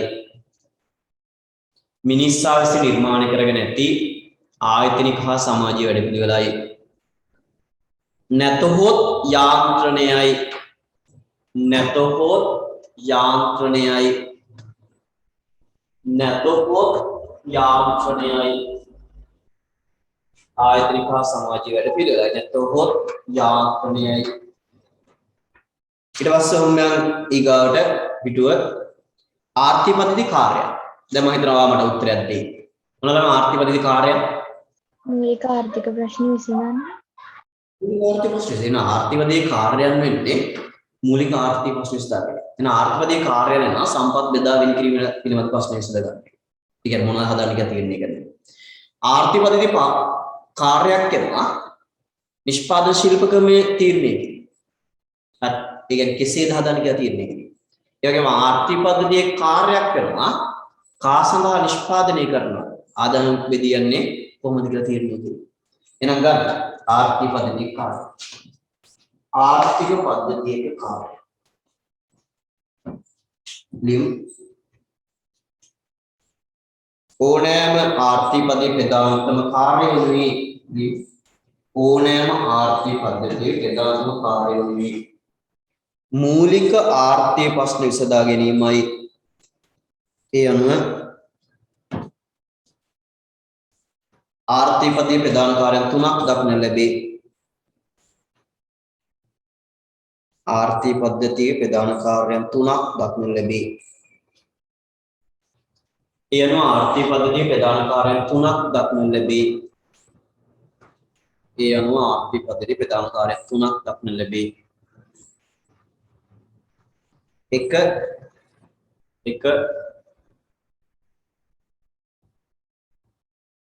කුමක් කොපමණ නිපදවන්නේද? කුමක් කොපමණ නිපදවන්නේද? වරහන් ඇතුලේ සම්පත් බෙදා වෙන් කිරීම ගැන ප්‍රශ්නේ විසඳීම. කුමක් කොපමණ නිපදවන්නේද? වරහන් ඇතුලේ සම්පත් බෙදා වෙන් කිරීම පිළිබඳ ප්‍රශ්නේ විසඳීම. කුමක් කොපමණ නිපදවන්නේද? වරහන් ඇතුලේ සම්පත් බෙදා වෙන් කිරීම පිළිබඳ ප්‍රශ්නේ විසඳීම. කුමක් කොපමණ නිපදවන්නේද? දෙක කෙසේ නිපදවන්නේ? වරහන් ඇතුලේ ශිල්පකමේ තීරණය කිරීම. කෙසේ නිපදවන්නේද? වරහන් ඇතුලේ ශිල්පකමේ තීරණය කිරීම. ශිල්පකමේ තීරණය කිරීම. තුන කා සඳහා නිපදවන්නේද? ආදාය විදියාවේ ප්‍රශ්න පිළිබඳ තීරණය ගැනීම. කා සඳහා නිපදවන්නේද? ආදායම් විදියාවේ පිළිබඳ ප්‍රශ්න පිළිබඳ තීරණය ගැනීම. ආදායම් විදියාව පිළිබඳ තීරණය ගැනීම. දැන් මම හිතනවා මෙතන බහුතරයක් ඉගෙන ගත්ත ළමයිනේ. ඒ නිසා ළමයි තවත් කෙනෙක් කියන දෙයක් ඒ විදිහටම පිළිගන්නට වඩා හොඳම දේ අපිට පුළුවන් නම් මේ පිළිබඳව හොයලා බලන්න. එහිදී තියෙන හොඳ නරක පිළිබඳ අධ්‍යයනයක් කරලා නරක නම් බැහැර කරලා හොඳයි කියලා පිළිගන්න. මම හිතනවා අපි ඉගෙන ගත්ත දේවල් අතරින් අපි බුද්ධිමත්යයි අපිට සලකන්න පුළුවන්. හරි. නැත්නම් අපි පොතේ පත්යේ තියෙන දේම ඉගෙනගෙන මේ දේවල් මතම ඉඳලා ඒ දේ හරි කියලා පිළිගන්නට වඩා සමහර වෙලාවට අපිට පුළුවන් සමහර දේවල් පිළිබඳ විශ්ලේෂණාත්මක බලන්න. හරි. අපිට ඒ දැනුම එක්තරා පැත්තකින් වටනවා සමහර තැන්වලදී ජීවිතේ අරගෙන යන්න. ඔය ටික හරි. ඊට පස්සේ ආයතනික ලක්ෂණ මාතෘකාව. ආයතනික ලක්ෂණ. හරි වචනේ. ඔව්. ආර්ථික පද්ධතිය ආයතනික ලක්ෂණ ආර්ථික ඒකක ආර්ථික පද්ධතිය මූලික. දෙකේ වරහන් ඇතුලේ ලියන්න කිව්ව ශිල්පකම පිළිබඳ ප්‍රශ්න විසඳීම. ශිල්පකම පිළිබඳ ප්‍රශ්නය විසඳීම. තුනේ වරහන් ඇතුලේ ලියුවේ ආදාය ව්‍යාප්ති පිළිබඳ ප්‍රශ්න විසඳීම. ආදාය ව්‍යාප්ති පිළිබඳ ප්‍රශ්න. ආර්ථික පද්ධතිය ආයතනික ලක්ෂණ. ආර්ථික ආයතන ආර්ථික පද්ධතිය මූලික. දැන් මේ සිස්ටම් එක ඇතුලේ දැන් මම කතා කරන්නේ සිස්ටම් එක. මම හිතනවා අපිට වඩා පුරුදු වචනේ ආර්ථික පද්ධතියක් කියනකට වඩා ආර්ථික ක්‍රමවේදයක් කියනකට වඩා ආර්ථික සංවිධානයක් කියනකට වඩා ඔය විදිහ නම් ආර්ථික පද්ධතියක් ආර්ථික ක්‍රමවේදයක් ආර්ථික සංවිධානය. පළවෙනි එකේ වරහන් ඇතුලේ ලියුවේ සම්පත් බෙදා වෙන් කිරීම පිළිබඳ ප්‍රශ්නේ. සම්පත් බෙදා වෙන් කිරීම පිළිබඳ ප්‍රශ්නේ පිළිබඳ තීරණය. සම්පත් බෙදා වෙන් කිරීම පිළිබඳ තීරණය නෙමෙයි ලියන්නේ. සම්පත් බෙදා වෙන් කිරීම පිළිබඳ තීරණය. දැන් මම නේ ආර්ථික පද්ධතියක් අපි හඳුනා ගන්නවා ආර්ථික සංවිධානයක් ආර්ථික ක්‍රමවේදයක් කියන සංකල්ප වචන වලින් අපිට හඳුනා ගන්න පුළුවන්. අපිට වඩා පුරුදු වචනේ සිස්ටම් එක නේ මේ සිස්ටම් එක. එහෙමනේ කියන්නේ ගොඩක් අය මම හිතනවා සිස්ටම් කියන වචනේ ඇතුලේ අපිට ලොකු අර්ථවත් බවක් ලංකාවේට තියෙනවා. අපි මේ සිස්ටම් එකේ හිර වෙලා තියෙන කියලා ඔයත් මමත් දන්නවා. ඒ නිසා මගේ නම් ඇත්තටම ලොකු ඉල්ලීමක් වගේ කරන් තියෙන. මේ රටේ හොඳට ඉගෙන ගන්න. හරි. මේ රටේ හොඳට ඉගෙනගෙන. අන්න කියන්නේ මේ රට දාලා පාවෙන කරගෙන යන්න. සමහර වෙලාවට ආගමික වශයෙන් මොහොයි ප්‍රශ්න තියෙන අය ඉන්නවා. ඒත් කරන් තියෙන හොඳම දේ. හරි. තමන්ගේ පවුල ඇතුලින් පුළුවන් තරම් උත්සාහ ගන්න ඉගෙන ගන්න. ඉගෙනගෙන මේ රට දාලා සමහර පවුල සමහර ටික වෙලාවට අපිට කාලෙට අතාරින්න වෙයි. ඒකට ඒ සියල්ලත් එක්ක වෙන රටකට ගිහිල්ලා නිදහසේ ජීවත් වෙන්න පුළුවන් රටකට ගිහිල්ලා ජීවත් වෙන්නේ. හැම දෙයකටම වඩා අපේ මානසික නිසාස වටිනවා. අර මම කියන්නේ තමයි සිස්ටම් එක ඇතුලේ තියෙන දේවල්. සිස්ටම් එක ඇතුලේ තියෙන දේවල් තමයි අපි කියන්නේ ආර්ථිකදී ආයතනික ලක්ෂණ. ආර්ථික පද්ධතියක ආර්ථිකයේ පද්ධතියක ආයතනික ලක්ෂණ. එහෙම නැත්නම් ආර්ථික ආයතන ආර්ථික පද්ධති මූලිකාංග. ආර්ථික ආයතන නැත්නම් ආර්ථික පද්ධති මූලිකාංග. එතකොට මේ ආර්ථික පද්ධති මූලිකාංග ආයතනික පද්ධතියක ආයතන ලක්ෂණ කියලා අපි හඳුනාගන්නේ ආර්ථික පද්ධතියක් ඇතුලේ තියෙන දේවල්. ආර්ථික පද්ධතිය සකස් දැන් මූලිකාංග කියනවා මම හිතන්නේ අපි ඉස්සලා මෙහෙම හිතමු මූලිකාංග. මූලිකාංග ගැන කියද්දි තමයි බයිසිකලයක් ගන්න. බයිසිකලයක් ගන්න. ෆුට් සයිකල් එකක්. අර අපි පදින් ගන්න ෆුට් සයිකල් ගන්න නෑ නේද? ෆුට් සයිකල් එක ෆුට්ස් නෙමෙයි ෆුට් සයිකල් එක.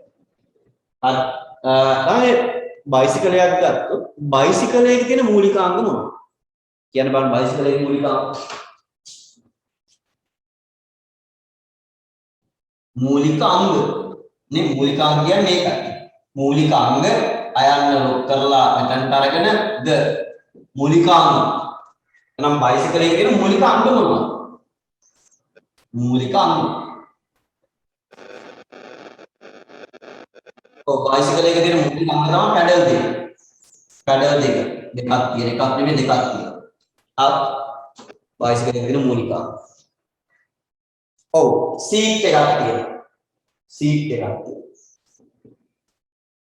හරි. සීට් එකක් නැතුව සමහර වෙලාවට අපි බයිසිකල් පදිනවා නේද? එහෙම මම හිතනවා මෙතන බයිසිකල් පැදලා එහෙම පළපුරුදු අත්දැකීම් තියෙන අය ඇති.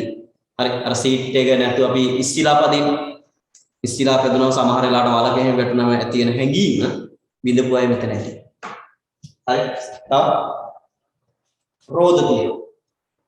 රෝද අම්ලක් තියෙනවානේ. රෝද දෙකක් තියෙනවා. හැන්ඩල් එකක් තියෙනවා. හැන්ඩල් එකක් තියෙනවා. බ්‍රේක් තියෙනවා. හරි. බ්‍රේක් තියෙනවා. ඊට පස්සේ හරි. දැන් පුළුවන් නේ හඳුනා ගන්න. මේ තමයි බයිසිකලයේ මූලිකාංග. මූලිකාංග. බයිසිකලයේ මූලිකාංග තමයි මේ තියෙන්නේ. හැබැයි මට ඕනේ බයිසිකලයේ මූලිකාංග නෙමෙයි ආර්ථික පද්ධතියේ සිස්ටම් එක ඇතුලේ තියෙන මූලිකාංග මොනවද? ටියුට් එක වහන්න. ටියුට් එක බා. ටියුට් එක පැත්තේ ඉන්දියා. ටියුට් එක පැත්තේ ඉන්දියා. මේ පාඩමේ ලේසි පාඩම. හරි. ලේසි පාඩම පොඩ පාඩම් කරන් තියෙන පාඩම. ලේසි පාඩම් කරන්න තියෙනවා. තව සති දෙකක් තුනක් වගේ කාලපච්චය ඇතුළත ඉවර කරගන්න පුළුවන් පාඩම. හරි මම ගොඩක් ස්පීඩ් ගන්න නැහැ සරලව මොනවද කතා කරලා යනවා. පන්ති ගාමනේ පුළුවන් තරම් පාඩම් කරලා යනවා. හරි. එහෙනම් සිස්ටම් එක ඇතුළේ තියෙන මූලිකාංග මොනවද? සිස්ටම් එක ඇතුළේ තියෙන මූලිකාංග. මම මේවා සිස්ටම් එක ඇතුළේ අපි මූලිකාංගයක්ද නැද්ද? සිස්ටම් එක ඇතුළේ අපි මූලිකාංගයක්ද නැද්ද? මේ සිස්ටම් එක ඇතුළේ අපි මූලිකාංගයක්ද නැද්ද? ටියුට් එකේ පාඩම් ටියුට් එක.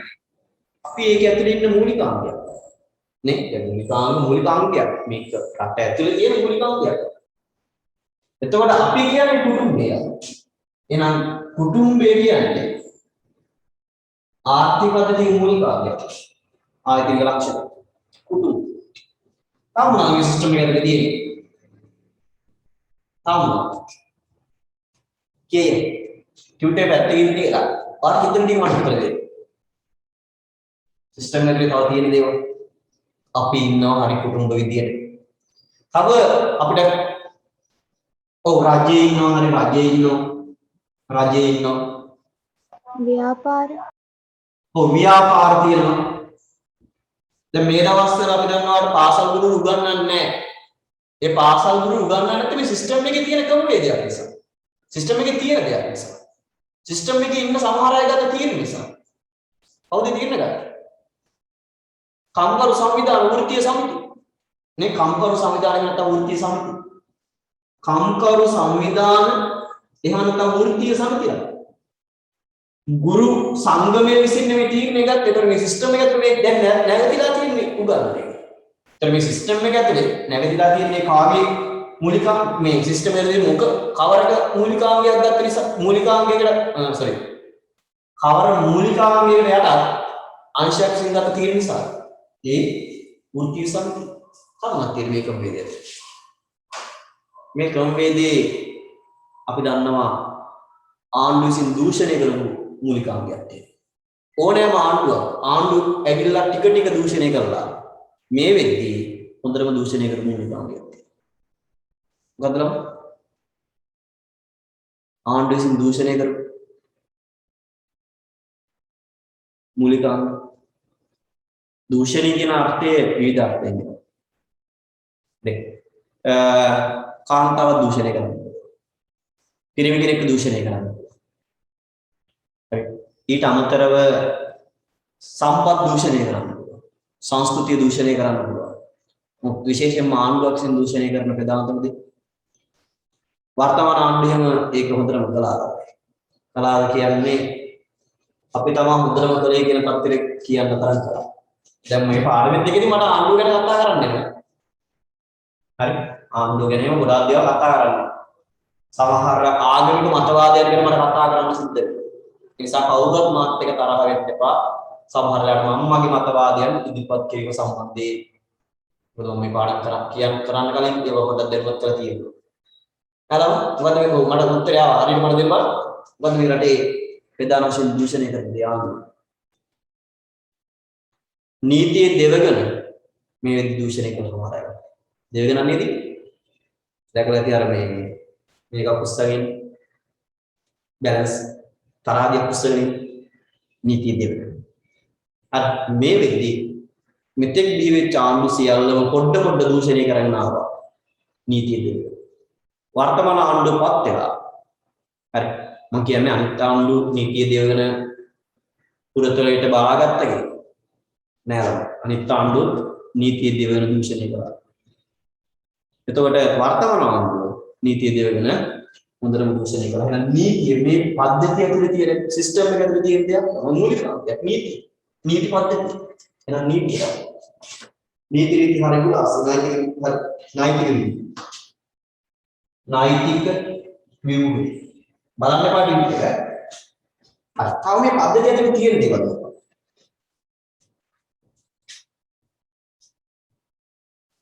පද්ධතිය ඇතුලේ තියෙන දේවල්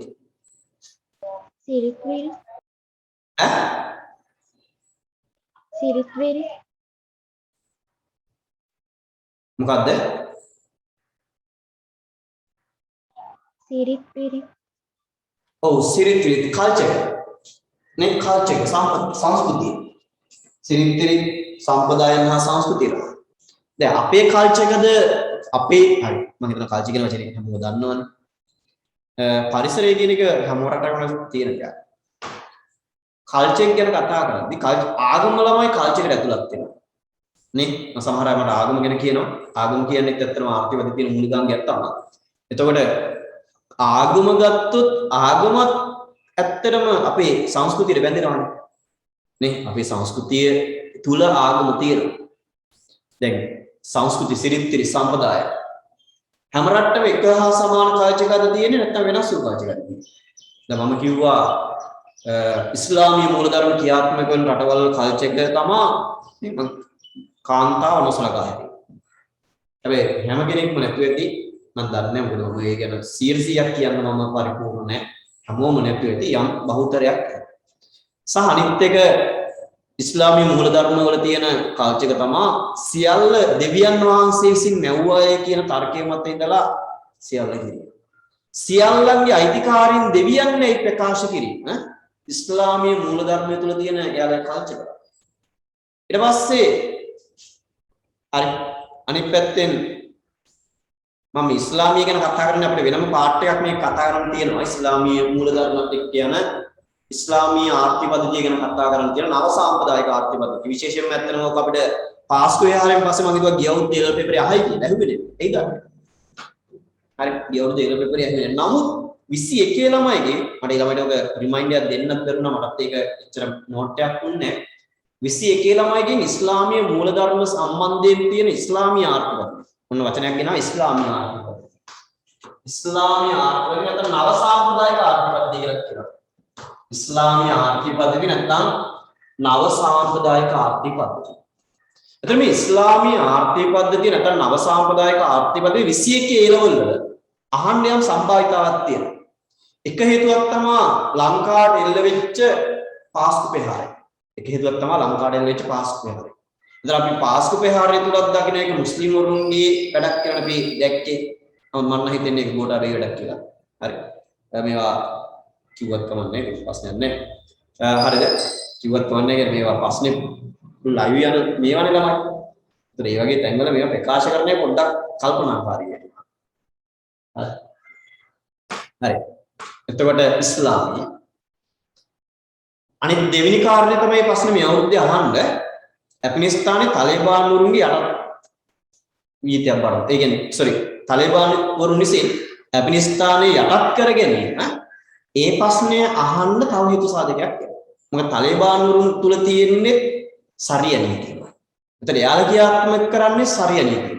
එතන සරිය නීතිය මත ක්‍රියාත්මක වෙන ආර්ථික පද්ධතියක් විදිහට තමයි අපි හඳුනගන්නේ නව සාම්ප්‍රදායික ආර්ථික පද්ධතිය. එවනත ඉස්ලාමීය ආර්ථික පද්ධතිය. එතකොට මේ ඉස්ලාමීය ආර්ථික පද්ධතිය නැත්නම් නව සාම්ප්‍රදායික ආර්ථික පද්ධතිය සම්බන්ධයෙන් 2021 කේරළ පෙපරේ යම් ප්‍රශ්නයක් නගන්න ලොකු ඉඩකඩක් තියෙනවා. කාලින වශයෙන් නැත්තර මේ දිහා අවධානය යොමු කරලා ප්‍රශ්නේ හදුවොත් ඉදිරි ප්‍රශ්නයක් එන්න පුළුවන්. හරි කල්චර්. දැන් හරි ලංකාවේ මිනිස්සු මට මේ කතාව මම කිව්වද මට ලංකාවේ මිනිස්සුන්ට මාර කල්චර් එකක් තියෙනවා. නේ අපි හිතන අපිට තමයි අවුරුදු 2500ක ඉතිහාසයක් එක්ක බැඳිච්ච කල්චර් එකක් අපිට තියෙනවා. සංස්කෘතියක්. බම්බුව තමයි. හරි. කල්චර් කියලා අපේ මිනිස්සු ඉන්නේ හැංගීම් එක්ක හිර වෙච්ච ගතියක් මම දැනෙනවා.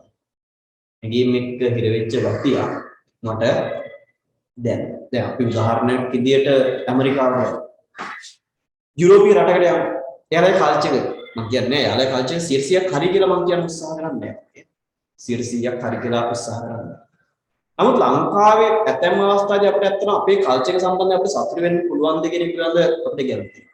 මම මේ ප්‍රකාශ කරන්නේ අභිමතාන්ත ප්‍රකාශ මිසක් යථාර්ථ ප්‍රකාශ නෙමෙයි. මේ ප්‍රකාශ කරන්නේ මට හිතෙන දේවල්.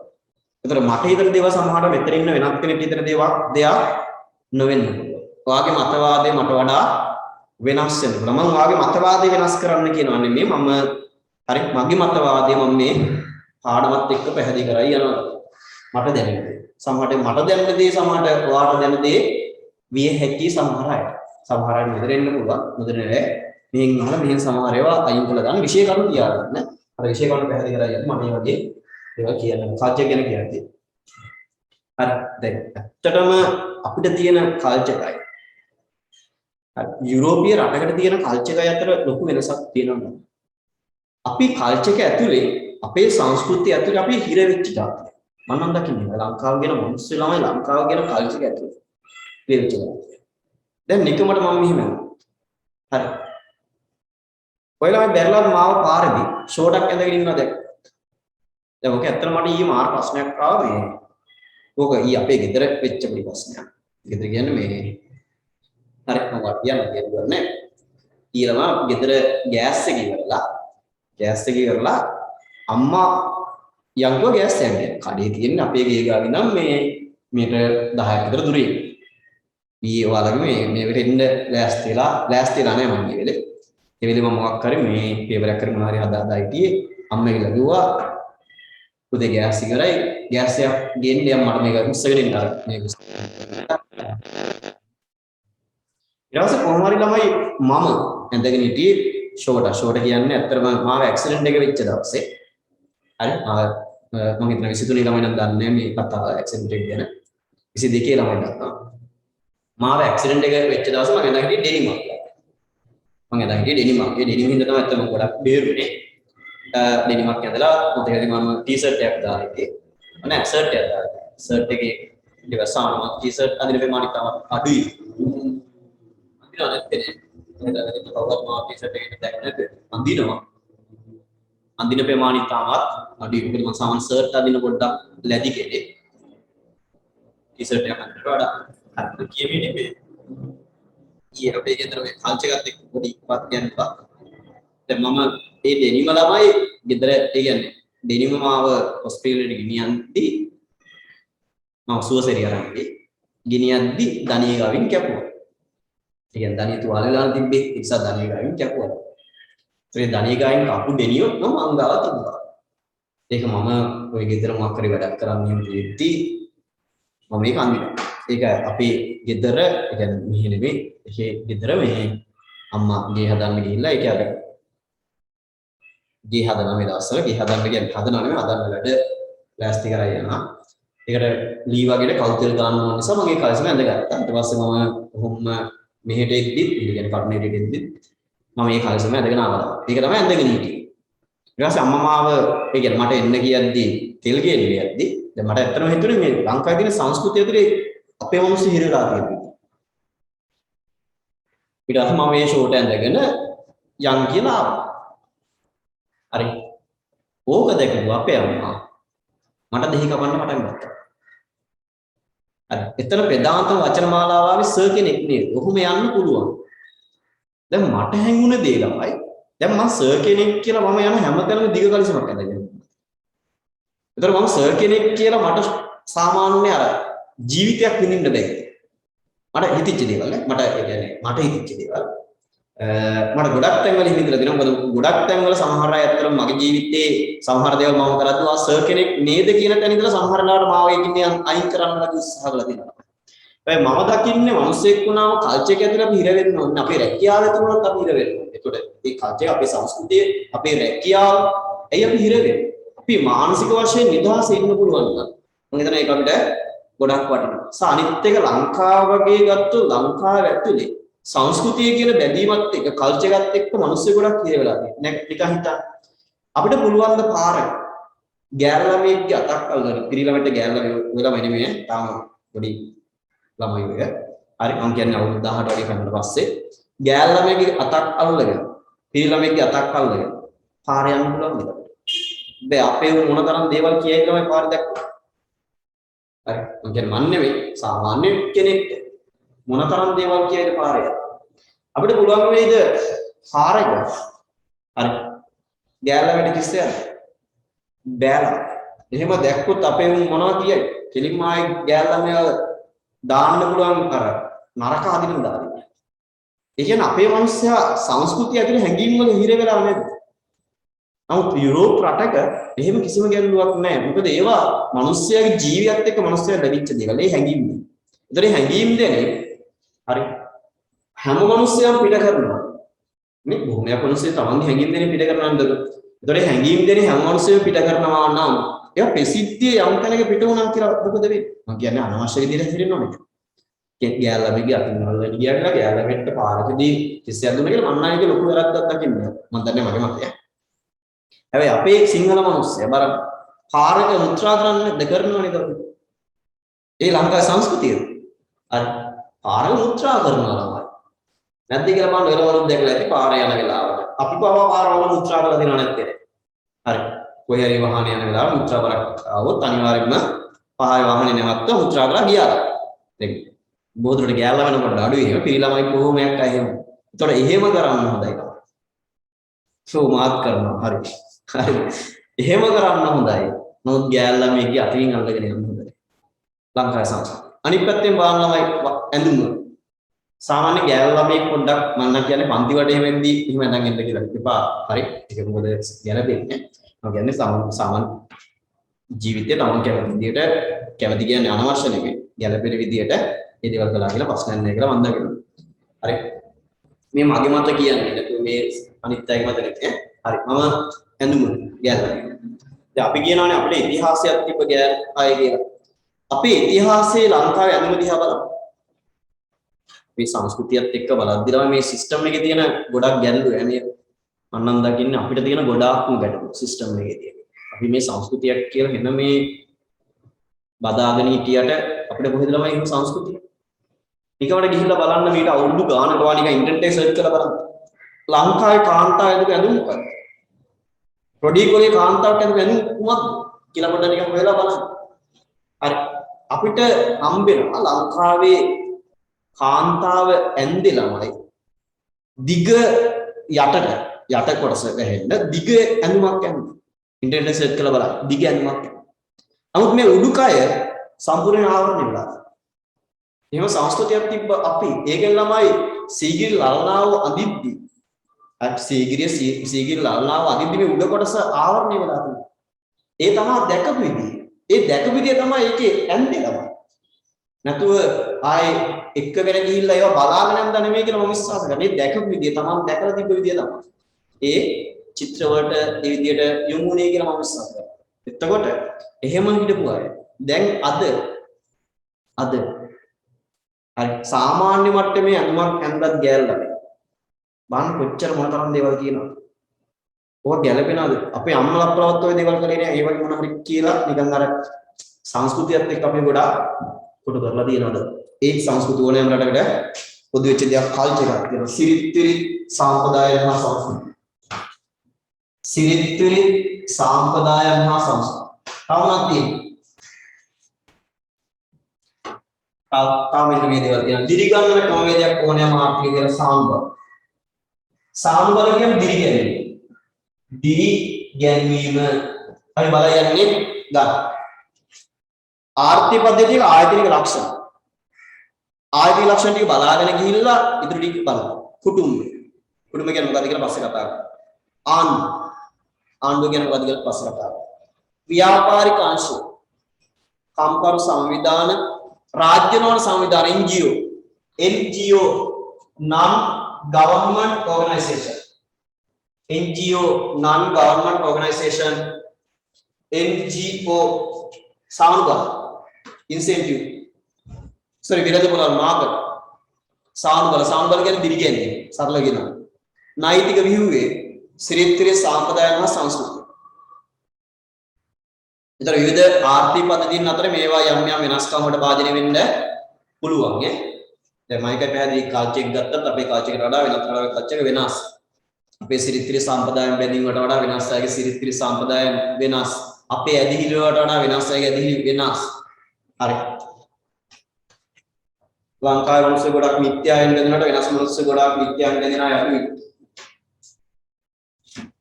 වෙනස්.